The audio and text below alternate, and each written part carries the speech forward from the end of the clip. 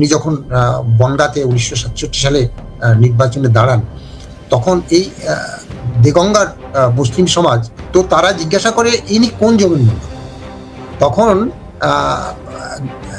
জ্ঞানদাতাদের বলেন যে তিনি সেই যোগেন মন্ডল। তখন তারা বলে যে আমরা তো এরকম তার জন্য অপেক্ষা করছি, এরকম একজন মানুষকে পেলে আমরা ধন্য হয়ে যাই, আপনারা তাকে এখানে নিয়ে আসুন।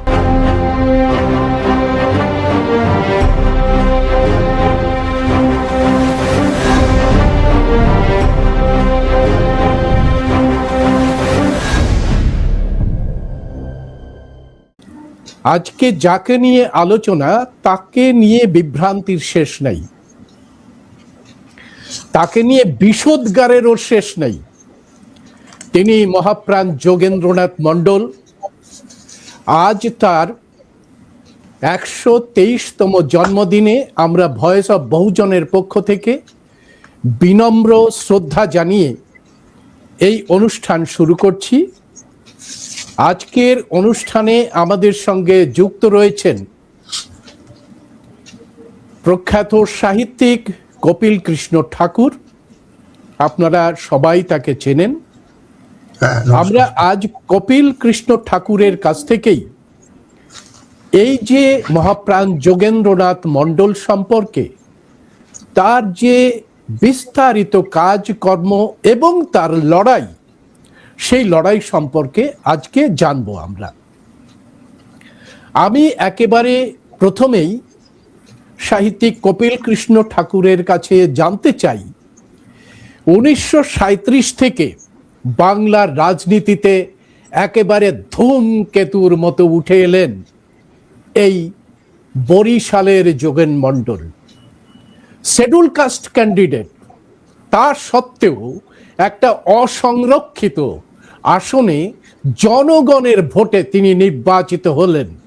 অর্থাৎ বাংলার যে জনগণের কাছে, সর্বজনের কাছে তিনি ছিলেন যোগ্যতর এবং গ্রহণযোগ্য প্রতিনিধি। একজন শিডিউল কাস্ট, ওইরকম একটা সময় যেখানে কাস্টিস্ট মানুষেরা,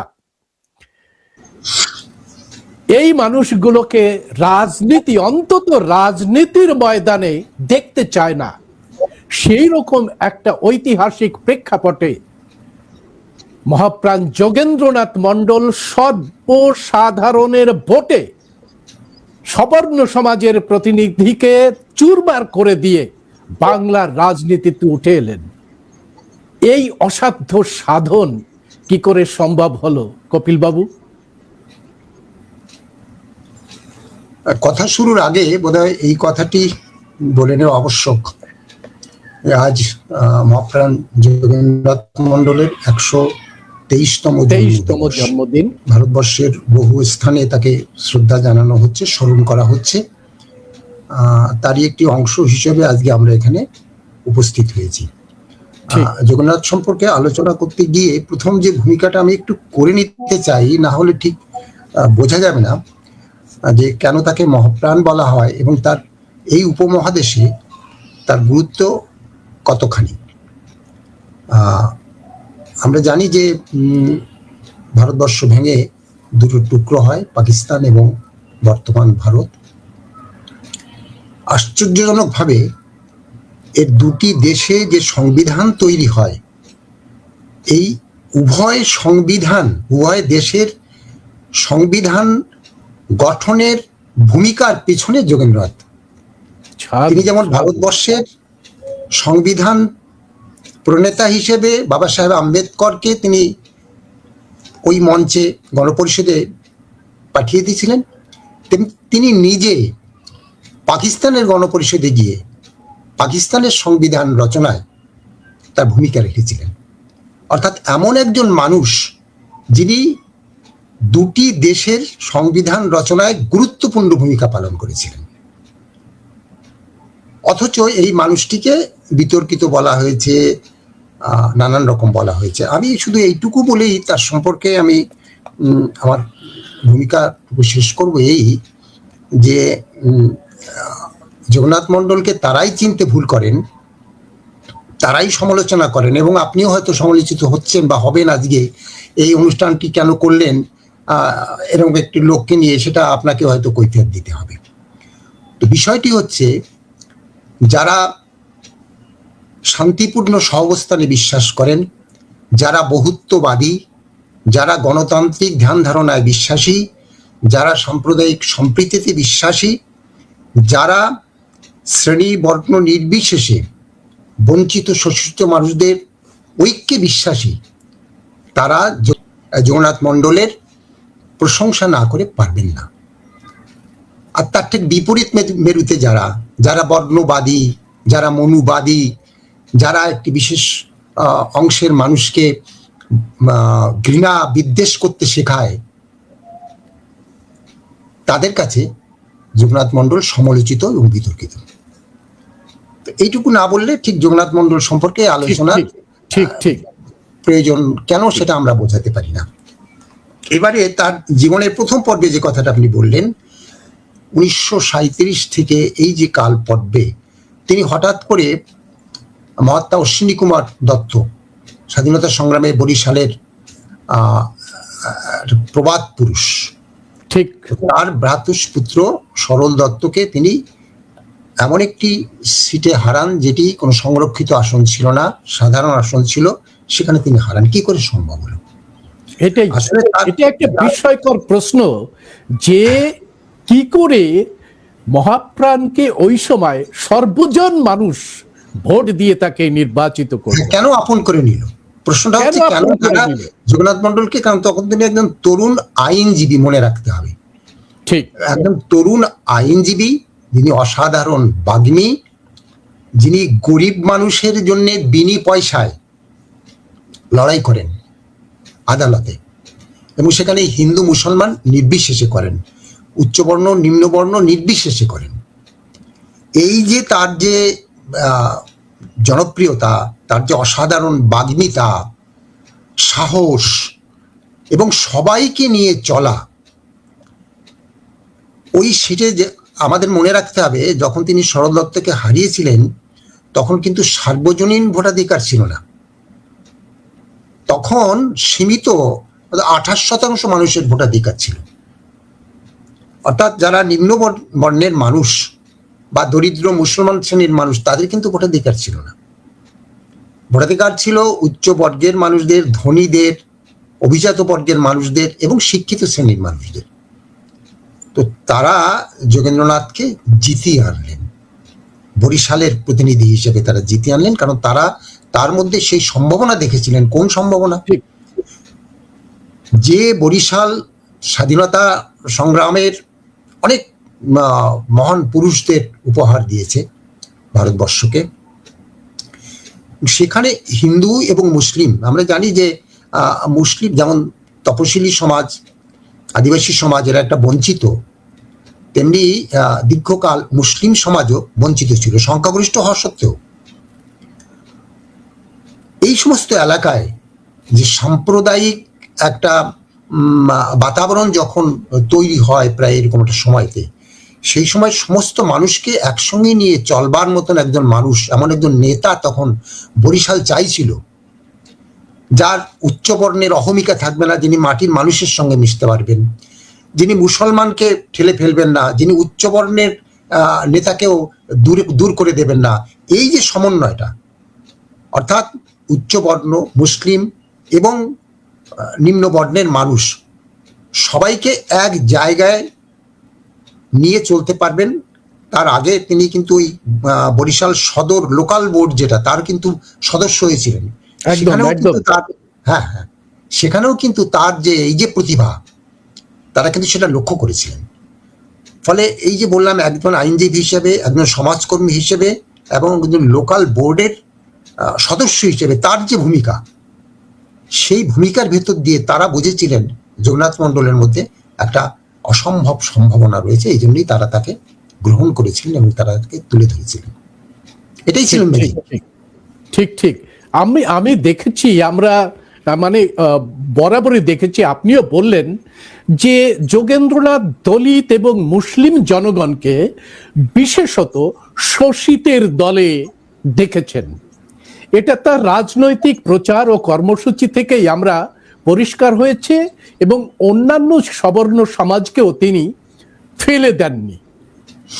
কিন্তু আমার প্রশ্ন যে তিনি এই দলিত এবং মুসলিমকে ধরে রাজনৈতিক যে জগৎটা আছে, যে পরিসরটা আছে, সেই পরিসরে উঠে আসতে চাইলেন কেন? এর জন্য যোগেন্দ্রনাথের বিশেষ কৃতিত্ব নেই। এর জন্য যাবতীয় কৃতিত্ব হচ্ছে বর্ণবাদী আমাদের অভিজাত সমাজের।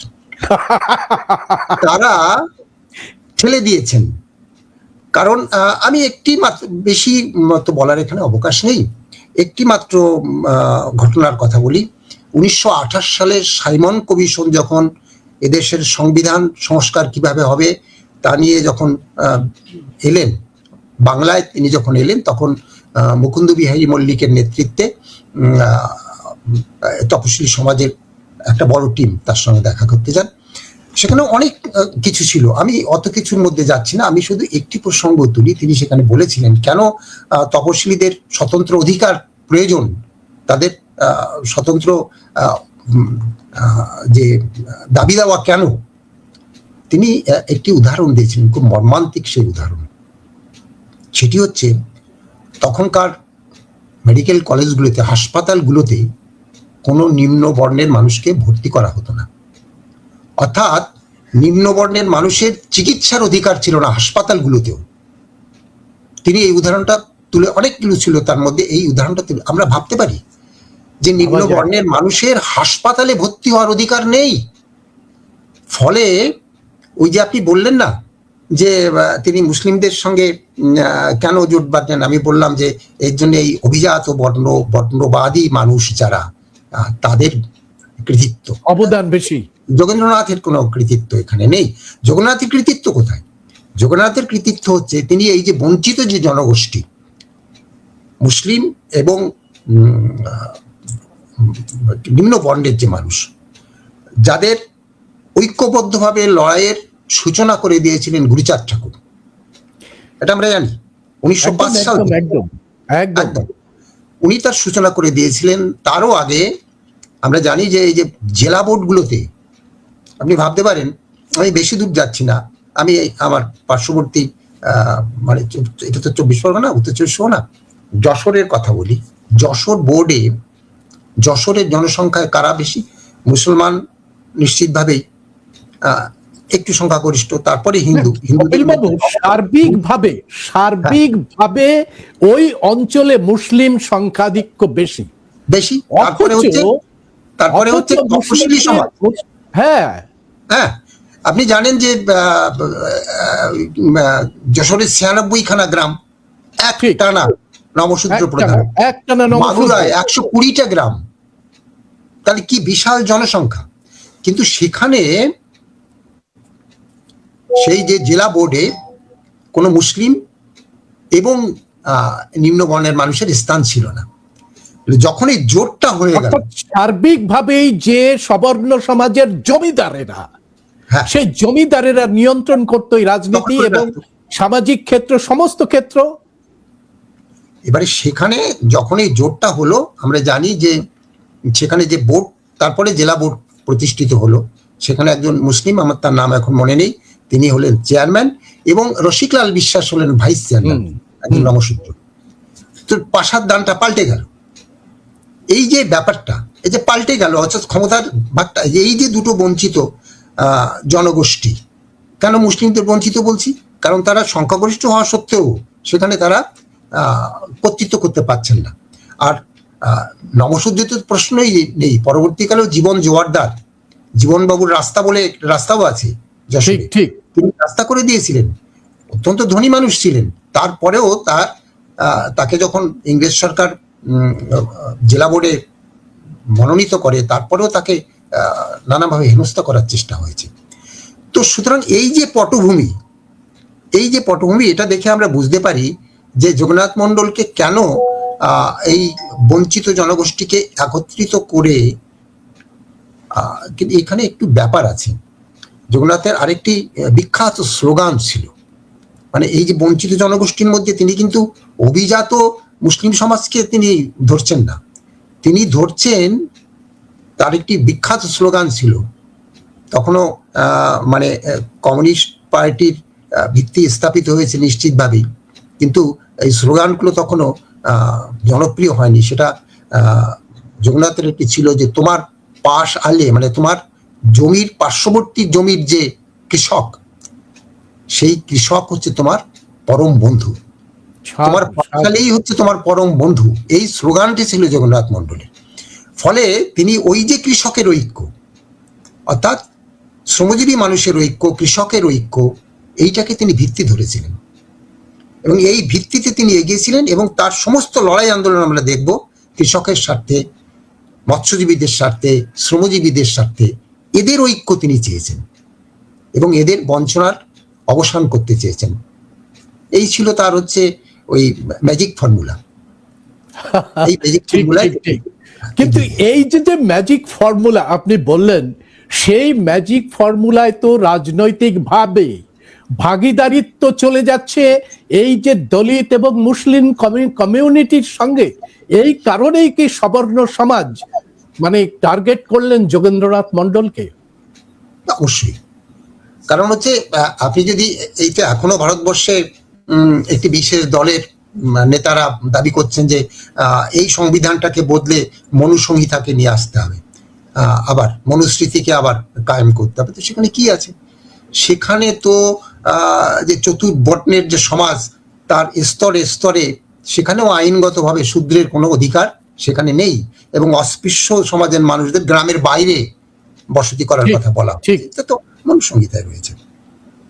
সুতরাং সেখানে তিনি যখন তাদেরকে হাতে কলমে রাজনৈতিক অধিকারের একদম মঞ্চে নিয়ে আসলেন এবং একটা ব্যালেন্স ফ্যাক্টর আমরা দেখবো 1937 থেকে যখন মন্ত্রিসভা গঠিত হচ্ছে বাংলায়, নির্বাচিত মন্ত্রিসভা, তখন এই তপশিলীরা একটা ওই দাড়িপাল্লার ইয়েটা তাদের হাতে, তারা যেদিকে যাচ্ছেন সেদিকে ঝুঁকে যাচ্ছে। এই যে ব্যালেন্স ফ্যাক্টর করে দেওয়া, সেটা জগন্নাথ মণ্ডলের নেতৃত্বে তপশিলীরা একত্রিত হয়ে এটা করছেন। ফলে এই যে মানুষ, যিনি আমার ধরুন আমি এই এখানে 10টা বাড়ি আমার দখলে আছে, আমি জোর করে সেটা দখল করে বসে আছি, এবার কেউ যদি এসে আমার বাড়ি একটা বাড়ি আমার হাত থেকে কেড়ে নিতে চায়, অথবা সে বলে এটা আমার বাড়ি, আমি দখল করে নিতে চাই, তো আমি তো তাকে সহজভাবে মেনে নেব না। এইভাবেই যাদের কায়েমি স্বার্থবাদী, যারা কায়েমি স্বার্থান্বেষী যারা, তারা এই যে জগন্নাথ মণ্ডল এবং এই যে বাবা সাহেব আম্বেদকর উত্থানটা, এদের এই ভূমিকাকে তারা ভালো চোখে দেখতে পারলেন না, অর্থাৎ এরা গণতান্ত্রিক ছিলেন না।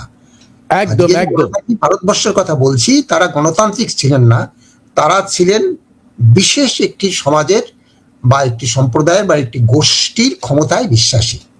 ঠিক কারণেই হচ্ছে গোলমালটা হচ্ছে এখানে। একদম একদম। অথচ দেখুন, আমার যেটুকুন স্টাডি, তাতে দেখা যাচ্ছে যে বাংলা ভাগের প্রস্তাবক হচ্ছে ফজলুল হক। ফজলুল হকের দ্বিতীয় মন্ত্রিসভায় মানে সমর্থন করলেন শ্যামা প্রসাদ সহ আরো একাধিক হিন্দু নেতা, আমি তাদের নাম বলতে পারি। সেই হিন্দু নেতারা শ্যামা প্রসাদের দ্বিতীয় মন্ত্রিসভায় তাকে সমর্থন জানালো, অথচ যোগেন্দ্রনাথ মণ্ডল এই শ্যামা হক মন্ত্রিসভার বিরুদ্ধে অনাস্থা প্রস্তাব আনলেন। অনাস্থা প্রস্তাব এনে ভেঙে গেল, তবুও যোগেন্দ্রনাথ মণ্ডলকে যোগেন আলী মোল্লা বলে দাগিয়ে দেওয়ার চেষ্টা করলো তৎকালীন কংগ্রেস এবং জনসংঘের এই হিন্দুত্ববাদী নেতারা। কি বলবেন? যোগেন্দ্রনাথ মণ্ডলকে যোগেন আলী বলার কারণটা হচ্ছে এক ধরনের আক্রোশ। আপনার শিকার যদি হাত থেকে ছুটে যায় তাহলে আপনি তো ক্ষমা করতে পারেন না। জগন্নাথ কি করেছিলেন? জগন্নাথকে বলা হয় তিনি মুসলিম লীগের সঙ্গে মন্ত্রিত্বে গেলেন। তো কেন গেলেন সেই কথাটা কেন বলা হয় না? একদম শ্যামা হক মন্ত্রিসভা বিশেষত শ্যামাপ্রসাদ মুখোপাধ্যায় তিনি তপশিলীদের দুচক্ষে দেখতে পারতেন না, তাদের অধিকার স্বীকার করতেন না। তো ফজলুল হক তিনি যখন তখন তো প্রধানমন্ত্রী বলা হতো, তিনি যখন প্রধানমন্ত্রী তিনি পুরোপুরি নির্ভর করতেন শ্যামাপ্রসাদ মুখোপাধ্যায়ের উপরে। তো তখন প্রতিশ্রুতি দিয়েও তপশিলি মন্ত্রী নেওয়া হয়নি। তপশিলীদের চাকরি, তপশিলীদের কৃষি ক্ষেত্রে বা অন্যান্য ক্ষেত্রে যে সুবিধে ইত্যাদি কোনো কিছুই, এমনকি তপশিলীদের জন্য 2 লক্ষ টাকা দাবি করেছিল তাদের শিক্ষার উন্নয়নের জন্য, 2 লক্ষ টাকা ব্যয় বরাদ্দ করার জন্য, সেটাও তারা স্বীকার করেনি। তো জগন্নাথ মণ্ডল গর্জে উঠলেন এবং আমরা জানি যে শ্যামা মন্ত্রিসভার পতন ঘটলো। তারপরে তারা যখন মন্ত্রিসভা গঠন করতে চাইছেন তখন জগন্নাথ মণ্ডল কি বলেছেন? জগন্নাথ মণ্ডল শুধু নয়, আমাদের তপশিলি নেতারা, তার মধ্যে পৌণ্ড সমাজের, রাজবংশী সমাজের মানুষ হচ্ছে, সময়বিতভাবে তারা কয়েকটি প্রস্তাব রাখছেন, 3টি মাত্র শর্ত। সেটা হচ্ছে তপশিলি সমাজের 3 জন মন্ত্রী রাখতে হবে, আচ্ছা আনুপাতিক হারে সংরক্ষণ দিতে হবে, ঠিক। হ্যাঁ, আর হচ্ছে শিক্ষার উন্নয়নের জন্য, তপশিলি সমাজের শিক্ষার উন্নয়নের জন্য 5 লক্ষ টাকা ব্যয় বরাদ্দ করতে হবে।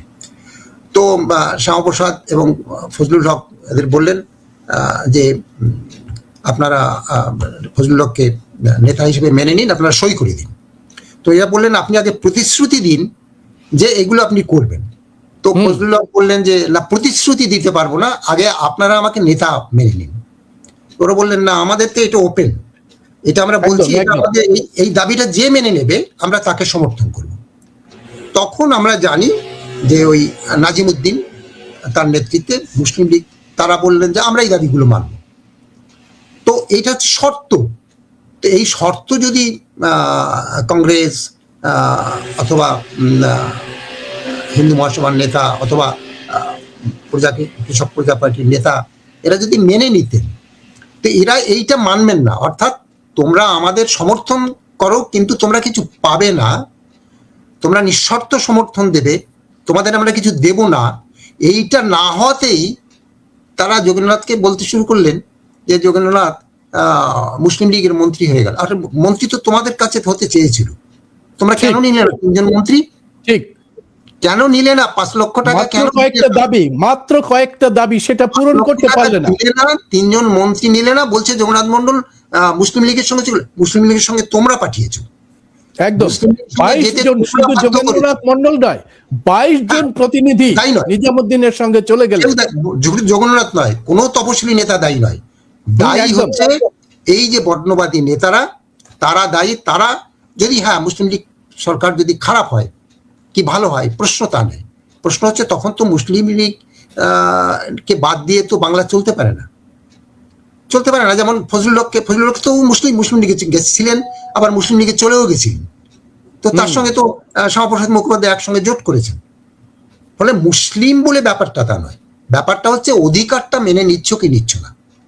তো এই জন্যে হলেন। আর তারপরে দ্বিতীয়, ওই যে আপনি বললেন যে জগির আলী মোল্লা বললেন, তো সেটা হচ্ছে এইটা একটা গেল। দ্বিতীয় হচ্ছে তিনি আরো চক্ষুশূল হলেন যখন ওই 1946 সালে তিনি অন্তর্বর্তীকালীন যে সরকার ভারতবর্ষে সরকার, ঠিক, হ্যাঁ, সে তাতে তিনি জিন্নার সুপারিশে তিনি মন্ত্রিত্ব পেলেন।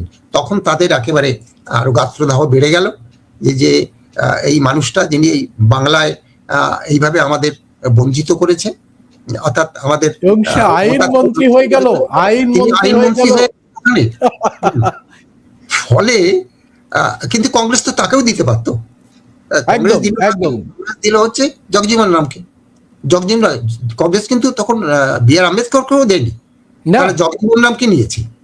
তো তারা কংগ্রেস যদি জগন্নাথ মণ্ডলকে দিতে পারতো তাহলে তো আর নিতে পারে না। তো প্রশ্ন হচ্ছে যে এই ভূমিকার জন্য জগন্নাথ মণ্ডলের দায় কি? দায় তো তাদের যারা বঞ্চিত করতে চেয়েছে, যারা ষড়যন্ত্র করতে চেয়েছে, তারা বারবার পরাজিত হয়েছে। যোগেন্দ্রনাথ মন্ডলের কাছে। আম্বেদকরকেও তিনি যখন গণপরিষদে পাঠান, তখন তো একটা প্রবল ষড়যন্ত্র হয়েছিল এবং তাকে ব্যর্থ করে দিতে পেরেছিলেন যোগেন্দ্রনাথ মন্ডল। একেবারে একেবারে ভারতবর্ষের কতটা কল্যাণ করেছিলেন সেটা বোধহয় অন্য সময় নিশ্চয়ই তা নিয়ে আলোচনা করা যায়। একদম একদম একদম ওই পার্টটা তো একদম সাংঘাতিক একটা ঐতিহাসিক পার্ট, যে যোগেন্দ্রনাথ মন্ডল একা মানে প্রার্থী হওয়ার সত্ত্বেও তিনি বাংলা থেকেই কনস্টিটিউয়েন্ট অ্যাসেম্বলিতে পাঠিয়েছিলেন এত বড় দূরদৃষ্টি সম্পন্ন মানুষ। বাংলা কেন সারা ভারতবর্ষে ওই সময় দেখা যায়নি। আমি আর একটা জায়গায় আসবো যেখানে যোগেন্দ্রনাথ মন্ডলকে একেবারে দাগিয়ে দেওয়া হচ্ছে, সেটা হচ্ছে যোগেন্দ্রনাথ মন্ডল বাংলা ভাগের জন্য দায়ী। কি বলবেন? এই অপপ্রচার দীর্ঘদিন থেকে চলছে। অপপ্রচার কি? এটা বাংলা ভাগের কে করেছে সেটা তো এখন তো বিজেপি গর্বের সঙ্গে বাংলা দিবস, বাংলা ভাগ দিবস, তারাই তো দাবি করছে যে বাংলা ভাগের যাবতীয় কৃতিত্ব হচ্ছে শ্যামাপ্রসাদের। ফলে যারা এটা বলছে বাংলা ভাগের জন্য যোগেন্দ্র মন্ডল দায়ী, তারা শ্যামাপ্রসাদের যারা অনুগামী তাদের কাছ থেকে জবাবটা চাইতে পারে। ঠিক মূল বিষয়টা কি? বাংলা ভাগটা শ্যামাপ্রসাদ চেয়েছিলেন ভারত ভাগ হোক বা না হোক, বাংলা ভাগ হতেই হবে, এটা তো শ্যামাপ্রসাদ বলেছিলেন। তো এটা যেমন বলে বাংলা ভাগ, আরো অনেক সময় অনেকে বলে যে পাকিস্তান সৃষ্টির জন্য যোগেন্দ্র মন্ডল দায়ী। এরকম অসাধারণ অসাধারণ মানে বিভ্রান্তিকর বক্তব্য আছে। তো পাকিস্তান যেখানে ভারত বিভক্ত হবে, এটা কোথায় ঠিক হলো? এটা ঠিক হলো 2রা জুন দিল্লিতে মাউন্ট ব্যাটেনের সঙ্গে এক মিটিংয়ে। সেই মিটিংয়ে কংগ্রেসের পক্ষে কে ছিলেন? কংগ্রেসের পক্ষে ছিলেন জওহরলাল নেহরু, সর্দার বল্লভভাই প্যাটেল আর আচার্য কৃপালুরি। মুসলিম লীগের পক্ষে কে ছিলেন? মোহাম্মদ আলী জিন্না, লিয়াকাত আলী খান আর আব্দুর রব নিস্তার। আর শিখদের পক্ষে ছিলেন সর্দার বলদেব সিং। এরা মিলে সিদ্ধান্ত নিলেন যে না, ভারত ভাগ আমরা মেনে নিচ্ছি, ভারত ভাগ হবে। এখানে তো যোগেন্দ্র মন্ডল নেই, আম্বেদকরও নেই। তাহলে ভারত ভাগেরও ক্ষেত্রে যারা সিদ্ধান্ত নিয়েছেন এই তো তাদের নাম বললাম, এর মধ্যে যোগেন্দ্র মন্ডল কোথায়?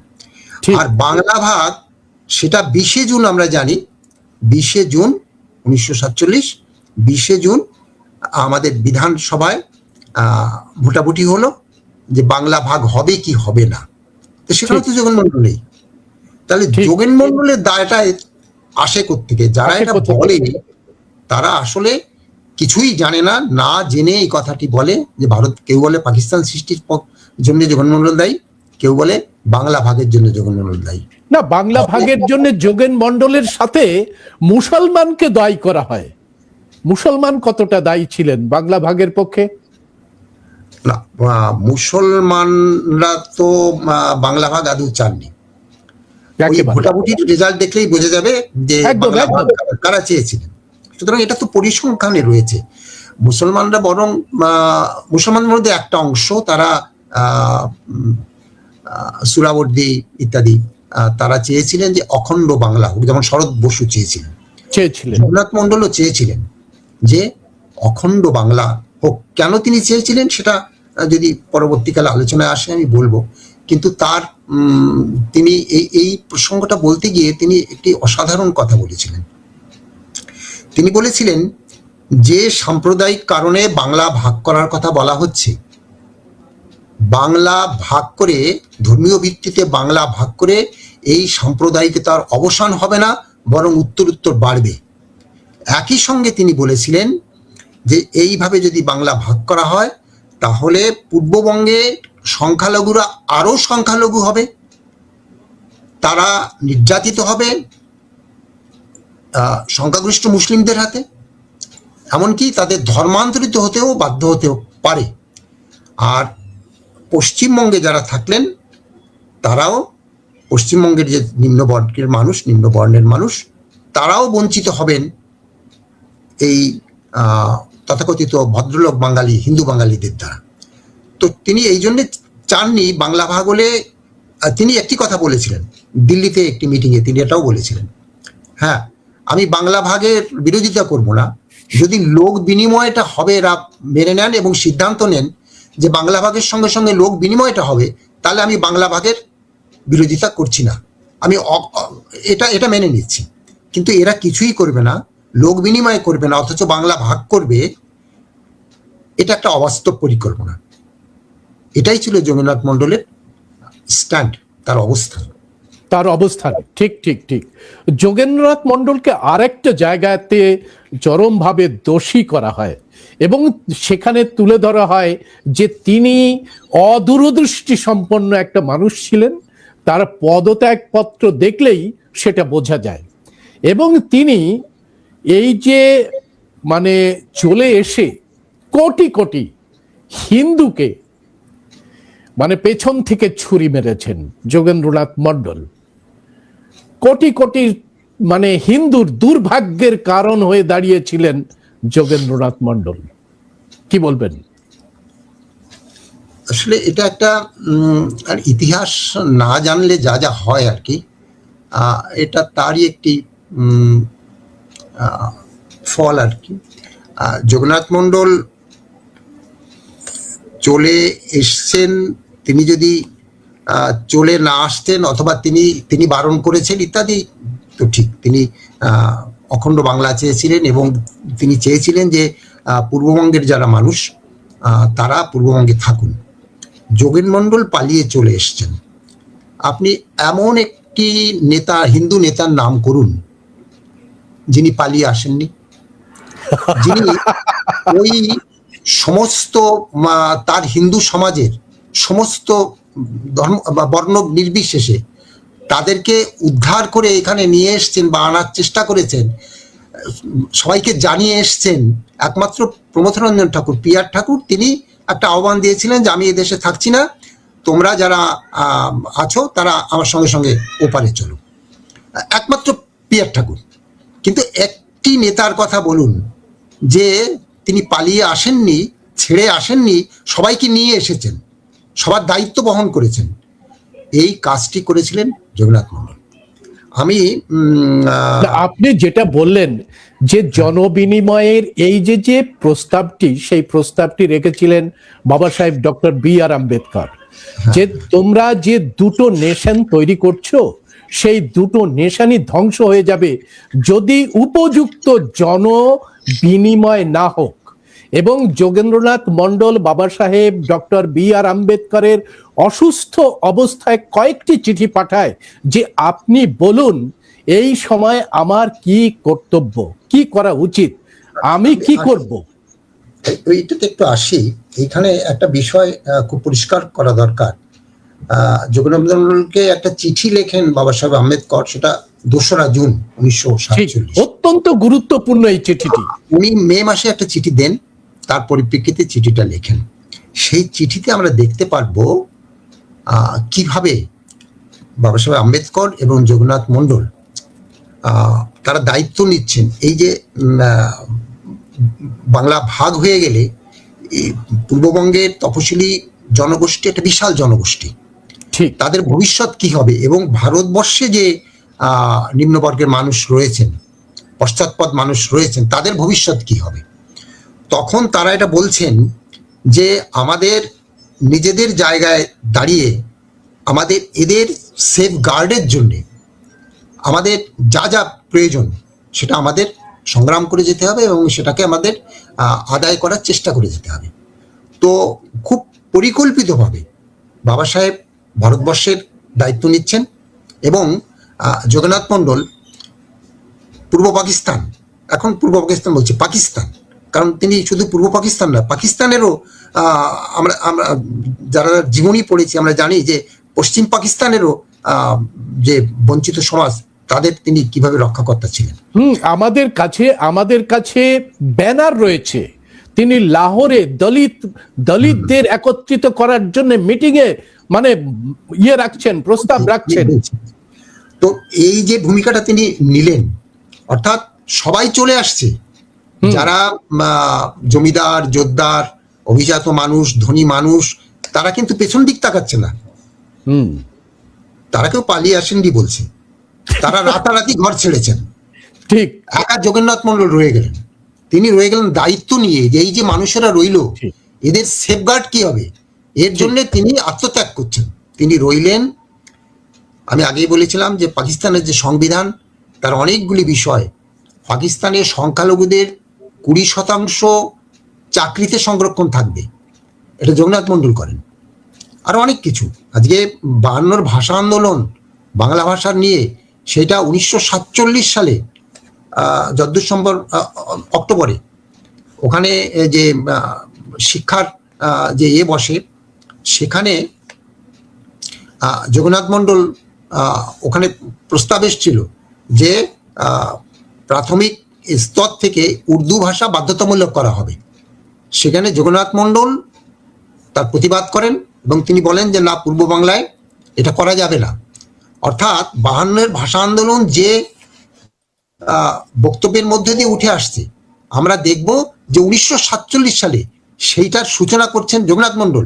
এবং যে ধীরেন্দ্রনাথ দত্ত ওই সময় আওয়াজটা তুলেছিলেন, যাকে বলা হচ্ছে, তিনি কিন্তু করাচির ওই মিটিংয়ে তিনি উপস্থিত ছিলেন এবং জগন্নাথের ওই ভূমিকা তিনি দেখেছিলেন। ফলে ওই যে বাংলাদেশের যে ভাষা আন্দোলনের যে ক্ষেত্র, সেটা যোগেন্দ্রনাথের হাত দিয়ে প্রথম সূচনা হয়। তো এমন যুগান্তকারী অনেকগুলো কাজ আছে। তো উনি দায়িত্ব নিয়েছিলেন করাচিতে। আমি দেখছিলাম যে করাচিতে তিনি ওই সিন্ধের একজন মন্ত্রী ছিলেন, হিন্দু মন্ত্রী। যখন ওই দাঙ্গা হচ্ছে তখন তিনি জগন্নাথকে একটা টেলিফোন করেন যে আমরা এরকম ভাবে বিপন্ন, আপনি একটা গাড়ি পাঠিয়ে দিয়ে আমাদের উদ্ধার করুন। তো তিনি উদ্ধার করেন। তারপরে আমরা দেখব যে আরো অনেক ভূমিকা সেখানে রয়েছে। পরবর্তীকালে অনেককে জোর করে ধর্মান্তরিত করা হয়। জগন্নাথ মন্ডল দাঁড়িয়ে থেকে বলেন যে এদেরকে আবার হিন্দু ধর্মে পুনরায় ফিরিয়ে আনতে হবে, এটা পাকিস্তানে। অর্থাৎ তিনি শুধু পূর্ব বাংলায়, পূর্ব পাকিস্তানে নয়, পশ্চিম পাকিস্তানেও তার যে ভূমিকা, এবং এই সমস্ত কারণে পশ্চিম পাকিস্তানে তার জন্মদিনে মন্ডল দিবস উদযাপন করা হতো। এটা কেউ জানি না, তার জন্মদিনে 29শে জানুয়ারিতে। তো এই যে তিনি দায়িত্ব নিলেন, এইখানে আমি আরেকটু বলি যে অনেকে ভাবছেন যে পালিয়ে এসছেন এবং তিনি আসতে বারণ করেছিলেন, এই সব কথাবার্তা বলা হয়। আমরা 1950 সালে তিনি তখন পশ্চিম পাকিস্তানে, তিনি ঢাকায় যখন এলেন তখন ঢাকায় দাঙ্গা শুরু হয়েছে। এই দাঙ্গার কারণগুলো অনেক, আরেকদিন নিশ্চয়ই সেটা বলবো। কারণ এখান থেকে পশ্চিম পাকিস্তান থেকে, এই পশ্চিম বাংলা থেকে এবং আসাম থেকে যে মুসলিমরা যাচ্ছে, বিশেষত বিহারি মুসলিমরা যারা, তারা গিয়ে দাঙ্গার পরিস্থিতি সৃষ্টি করে। এবং ওখানে আমরা বরিশালেও দেখব, ঢাকাতেও দেখব যে যারা কি বলে জেলা শাসক, তারা হচ্ছে অবাঙ্গালি মুসলিম, অর্থাৎ পশ্চিম পাকিস্তানি মুসলিম, তাদের মদতে এই দাঙ্গাগুলো শুরু হয়। তো এটা অনেকেই আমরা জানি যে নারায়ণগঞ্জ থেকে বিশেষ স্টিমারে তখন ওই শরণার্থীদের নেহরু গভর্নমেন্ট স্টিমার পাঠিয়েছিলেন এবং তাতে আসে। অনেকেই জানেন না যে সেই স্টিমারটা ওখানে পাঠাবার জন্য জগন্নাথ মন্ডলের একটা ভূমিকা ছিল।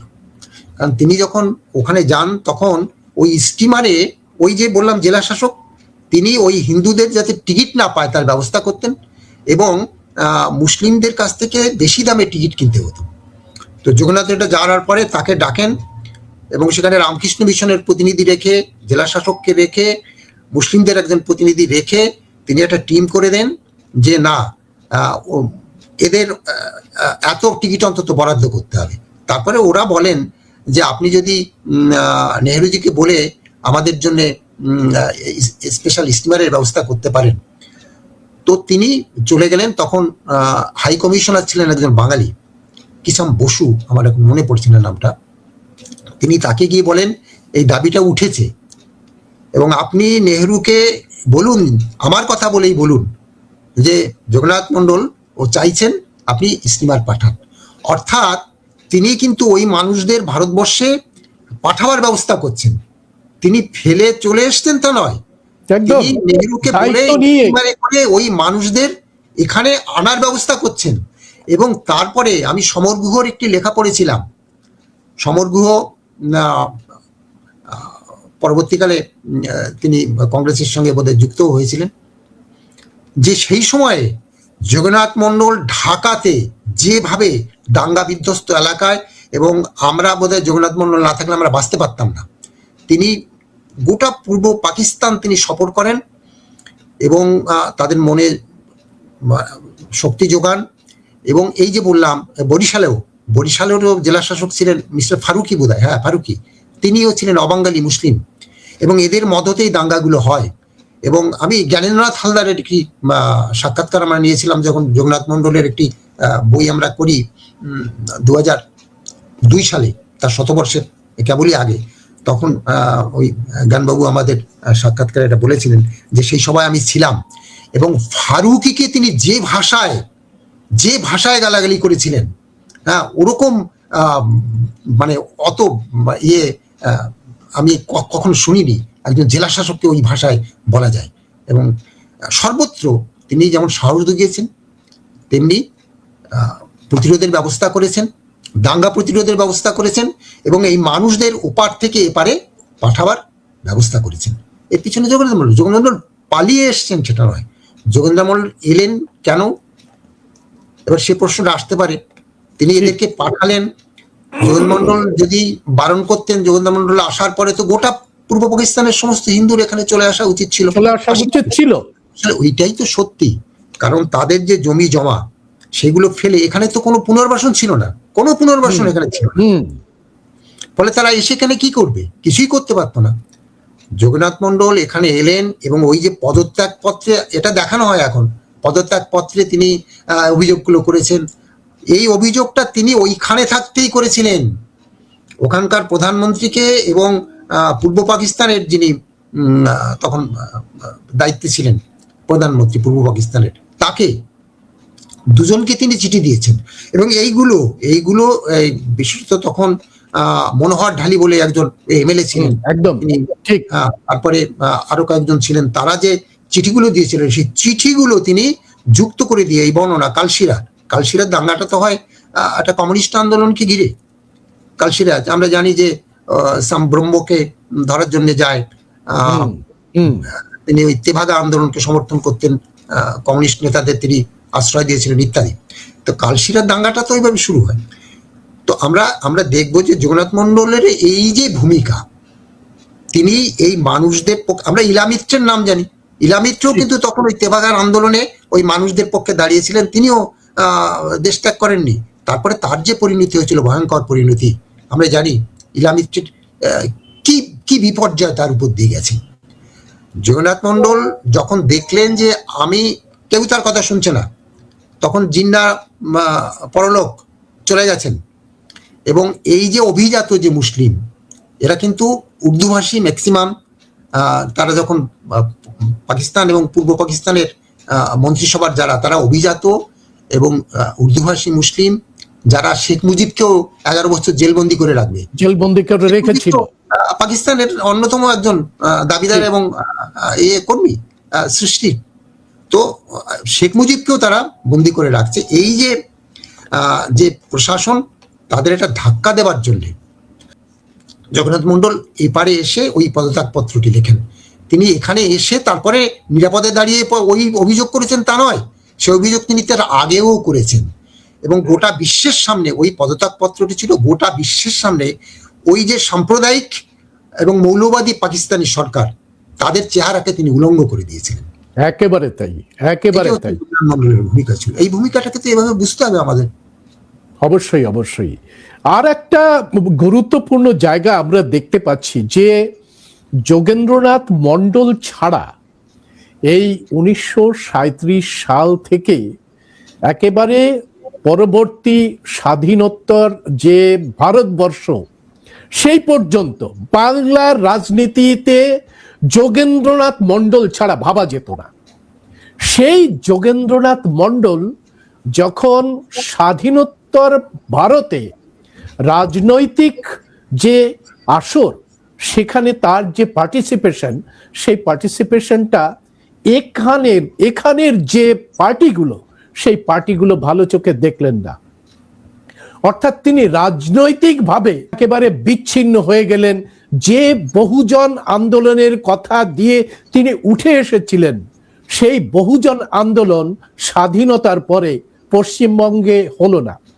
এটা যোগেন্দ্রনাথ মণ্ডলকে, তার বিরুদ্ধে কি কোনো ষড়যন্ত্র ছিল, না যোগেন্দ্রনাথ মণ্ডলের যে ঐতিহাসিক ভূমিকা ছিল সেখানে ঘাবড়াচ্ছিল সবর্ণ সমাজের রাজনৈতিক দলগুলো? না, দেখুন, এটাকে ষড়যন্ত্র বলবো না, এটা রাজনৈতিক লড়াই। যে রাজনৈতিক লড়াইতে বাংলা ভাগ করে সবর্ণ সমাজ তাদের নিরঙ্কুশ সিংহাসনটাকে নিরঙ্কুশ করতে চেয়েছে, নিরাপদ করতে চেয়েছে। সেখানে যোগেন্দ্রনাথ মণ্ডলের মতন অপার সম্ভাবনাময় একজন নেতা, যার কথা সবাইকে তিনি এক করতে পারেন, সবাইকে তিনি এক করতে পারেন। এবং আমি ওই জ্ঞানেন্দ্রনাথ হালদারের সাক্ষাৎকার থেকেই আবার স্মরণ করি যে উনি যখন বনগাঁতে 1967 সালে নির্বাচনে দাঁড়ান, তখন এই দেগঙ্গার মুসলিম সমাজ তখন তার কাছে জানতে চান, যোগেনবাবু তখন তো নিজের এলাকায় নির্বাচনে আসতে পারছেন না, তাকে তো আমরা জানি যে তখন সমস্ত জায়গায় ঘোরানো হলো, তার নিজের জায়গাতেই সে মানে প্রচার করতে পারলো না। তখন সিপিআই এবং সিপিএম দুটি আলাদা জোট, তিনি সিপিএম এর পক্ষের ক্যান্ডিডেট ছিলেন। তো তারা জিজ্ঞাসা করে ইনি কোন যোগেন মণ্ডল। তখন জ্ঞানদাতাদের বলেন যে তিনি সেই যোগেন মণ্ডল। তখন তারা বলে যে আমরা তো এরকম তার জন্য অপেক্ষা করছি, এরকম একজন মানুষকে পেলে আমরা ধন্য হয়ে যাই, আপনারা তাকে এখানে নিয়ে আসুন। তো তারপরে যোগেন্দ্রনাথ মণ্ডল তাদের কাছে যোগেন্দ্রনাথকে নিয়ে যায়। অর্থাৎ তারা কিন্তু এই দেশীয় মুসলিম, অর্থাৎ কৃষক, মুসলিম কৃষক তারা। তো অর্থাৎ এই যে মুসলিম সমাজ, এই যে বঞ্চিত সমাজ, তাদের অবশ্যই তাদের অধিকারের জন্য তারা সব থেকে বেশি ভরসা করতেন যোগেন্দ্রনাথ মণ্ডলকে। এটা আমরা পরেও ওই দেখবো, আমরা লোকাল কমিটি টমিটি ইত্যাদি নানান ক্ষেত্রে আমরা দেখবো। এবং আমরা দেখবো উদ্বাস্তু আন্দোলন, ইউসিআরসি উদ্বাস্তু আন্দোলন করেছিলেন। কিন্তু আমরা জানবো যে সেই সমস্ত আন্দোলনের প্রথম নেতৃস্থানীয় ব্যক্তি ছিলেন যোগেন্দ্রনাথ মণ্ডল। এবং তিনি যেখানে যেতেন সেখানে জনজোয়ার বয়ে যেত। ফলে আর তখন উনি দেখুন, তখন বারাসাতে উনি দাঁড়াতে চেয়েছিলেন, সেই জন্য সিপিআই এর সঙ্গে তার জোটটা হয়নি।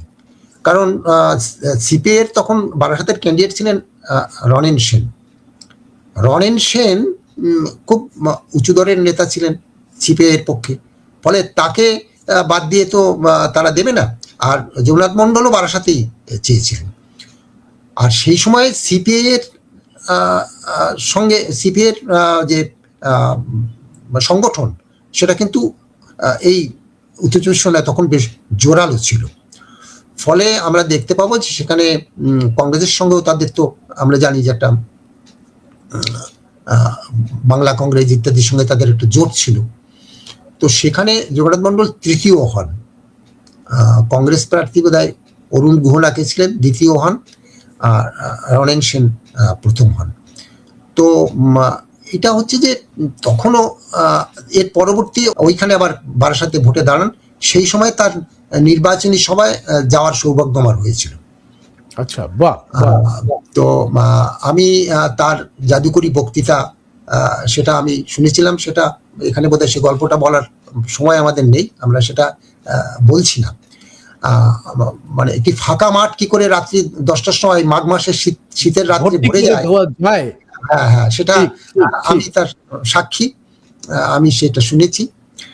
আর যে কথাটা বলে আমি শেষ করতে চাই এই প্রসঙ্গটা, যে তাকে পলাতক বলা হয়েছে, আপনারা বোধহয় জানেন না, তিনি সেই ঐতিহ্যশালী